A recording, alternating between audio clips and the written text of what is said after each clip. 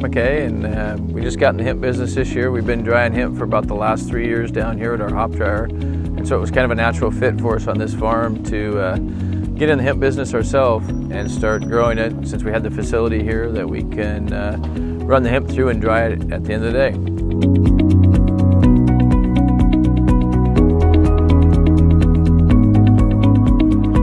This field was in hops here about 3 months ago, and we've taken the hops out, wound up all the cable and wires and other drip hose, and went through and prepped the soils by plowing and disking and things like that. And we've come back through and rototilled the ground, so it's in premier condition as far as planting goes. So it's all sandy alluvial soils down here, and a real good water source as far as irrigation wells. There's about 600 gallons a minute of water on this particular piece.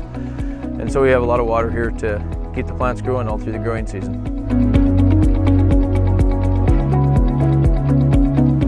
Okay, we're out here at the planter, and we're planting 4 rows at a time, 44 inches wide, and down the row at 45 inches apart. And they're averaging about 20 acres a day out here planting. There's about 3,175 plants to acre. We're putting a pretty high population to try to get a really high yield out here. We have really good soils and lots of water, so we can push these plants as hard as we can.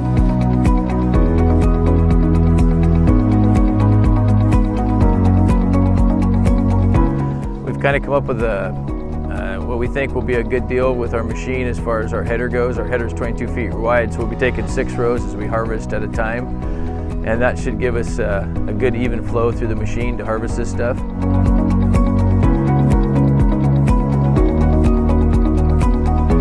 Okay, so we're in the dryer here. We have 7 kilns, and each kiln is 32 by 32 feet, so it gives us about 7,100 square feet total of drying capacity.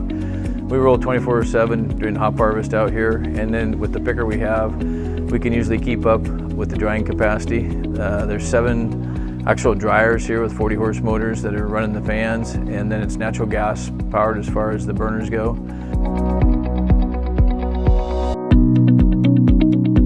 We've got 100 acres of Merlot hemp that's just been planted, and about 400 acres of hops in the ground.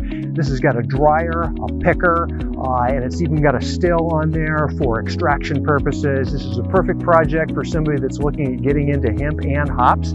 Good way to utilize the property for an extended season.